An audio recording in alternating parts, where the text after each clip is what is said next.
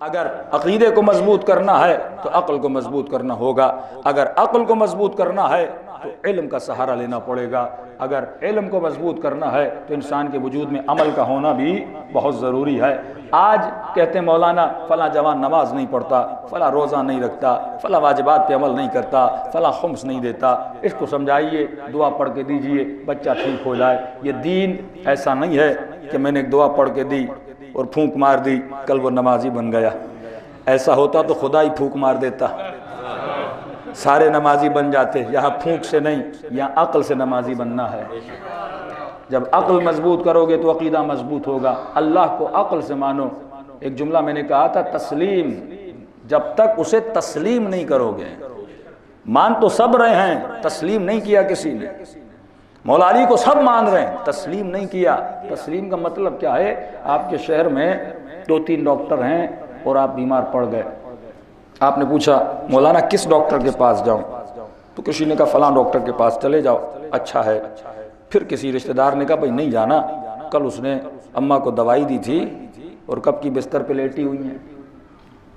تو آپ کے یقین میں کمزوری پیدا ہوئی، تسلیم نہیں ہے۔ ڈاکٹر تو مانا ہے لیکن اسے ابھی ڈاکٹر تسلیم نہیں کیا، کبھی دوائی صحیح نہیں دیتا، نسخہ صحیح نہیں دیتا۔ پھر کسی نے کہا فلاں ڈاکٹر کے پاس چلے جاؤ، آپ نے تحقیق کی، سب نے کہا اس کی نسخے میں بڑی شفا ہے، یہ جو لکھتا ہے اچھا لکھتا ہے، کئی مریضوں کو اس نے شفا دی۔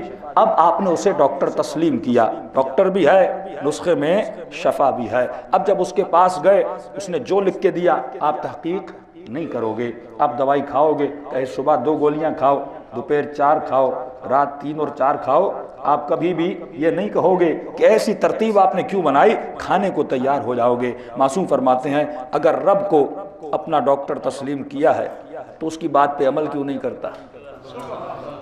تسلیم نہیں کیا تو عمل نہیں کریں گے نا۔ لیکن اگر کہہ دے صبح 2 رکعت نماز پڑھنی ہے، اگر اسے تسلیم کیا ہے اور وہ کہتا ہے کہ پڑھو گے تو جنت ملے گی، پڑھو گے تو نور ملے گا، پڑھو گے تو بقا ملے گی، اب وہ عمل نہیں کرے گا جس نے خدا کو رب تسلیم نہیں کیا۔ تسلیم یعنی پہلے مان لو کہ وہ ہے۔ کہ مولانا فلاں مجتہدین کی، میں نے کہا جب مجتہدین کو تسلیم ہی نہیں کیا تو یہ بات کہاں مانے گا؟ آپ یہاں فتویٰ کرتے ہیں، اس نے مجتہد کو ہی نہیں مانا۔ پہلے عقلی طور پر اس کو تسلیم کرواؤ، جب یہ تسلیم کر لے گا پھر اطاعت میں آئے گا۔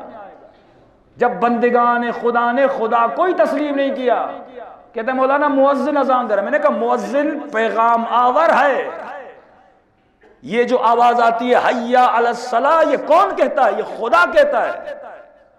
کون بلا رہا ہے؟ مؤذن نہیں بلا رہا، خدا بلا رہا ہے، آؤ نماز کے پاس، حی علی الفلاح، آؤ کامیابی کے پاس، حی علی خیر العمل، ایک ایسے عمل کے قریب آؤ جو ہر عمل سے خیر ہے، بہتر ہے، اب کچھ بھی ہو، معصوم کا فرمان ہے خیر العمل ہے، وہاں پہ باپ ہو، وہاں پہ ماں ہو، وہاں پہ کچھ بھی ہو، یہ عمل ہر عمل سے خیر ہے۔ تو مومن یہ باتیں سمجھتا نہیں ہے کہ مجھے بلانے والا کون ہے، یہ قرآن جو پڑھتے ہو یہ خدا تم سے بات کر رہا ہے، یہ فرامین علی ابن ابی طالب جو میں آپ سے بیان کرتا ہوں یہ علی کے فرمان ہیں، علی آپ کو بتا رہے ہیں۔ تو فرمایا جس نے امامت کو تسلیم ہی نہیں کیا وہ عمل کیسے کرے گا؟ جس نے اللہ کو تسلیم ہی نہیں کیا، وہ ایکٹر، وہ گنہگار، وہ جو اللہ کی نافرمانی کرتا ہوا پھرتا ہے لیکن زبان سے لا الہ الا اللہ پڑھ رہا ہے، تسلیم نہیں کیا۔ اگر اللہ کو اللہ مان لیتا کبھی اللہ کا انکار نہ کرتا۔